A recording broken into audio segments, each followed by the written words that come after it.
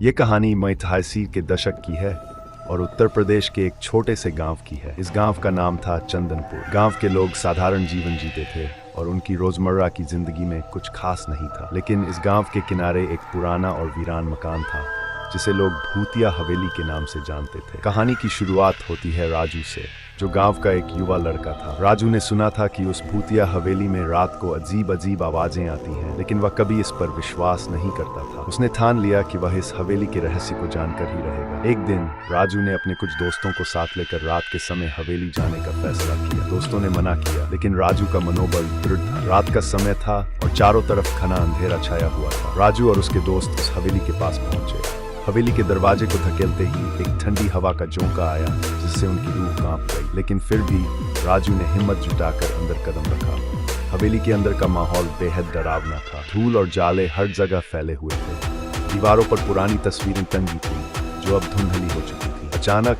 उन्हें ऐसा महसूस हुआ कि जैसे कोई उन्हें देख रहा है। राजू और उसके दोस्त धीरे धीरे हवेली के अंदर बढ़ने लगे। तभी एक कमरे के अंदर से उन्हें किसी औरत के रोने की आवाज सुनाई दी। आवाज सुनकर राजू के दोस्तों के पैर कांपने लगे और उन्होंने हवेली से बाहर भागने का प्रयास किया, लेकिन राजू ने उन्हें रोक लिया। वह उस कमरे की तरफ बढ़ा जहां से आवाज आ रही थी। जब वह कमरे के दरवाजे के पास पहुंचा तो दरवाजा अपने आप खुल गया। अंदर का दृश्य देखकर राजू की सांसें थम गई। एक सफेद साड़ी पहने औरत, जिसकी आंखों से खून के आंसू बह रहे थे, उनके सामने खड़ी। औरत ने धीमी आवाज में कहा, क्यों आए हो यहाँ? क्या तुम मेरे दर्द को नहीं समझ सकते? ये सुनते ही राजू का दिल जोर से धड़कने लगा, लेकिन उसने हिम्मत से पूछा, तुम कौन हो और यहाँ क्यों हो? औरत ने जवाब दिया, मैं इस हवेली की मालिक थी। मेरे पति ने मुझे धोखा देकर यहाँ मार दिया और मेरी आत्मा अब भी इस जगह पर भटक रही है। मैं चैन से नहीं रह सकती क्योंकि मेरे हत्यारे को कभी सजा नहीं मिली। राजू ने डरते हुए पूछा, हम तुम्हारी मदद कैसे कर सकते हैं? औरत ने कहा, उस व्यक्ति का नाम इस हवेली में छिपा है। अगर तुम उसे ढूंढकर मेरे हत्यारे का नाम दुनिया के सामने ला सको तो मेरी आत्मा को मुक्ति मिल जाएगी। राजू और उसके दोस्तों ने उस रात पूरे मकान को छान मारा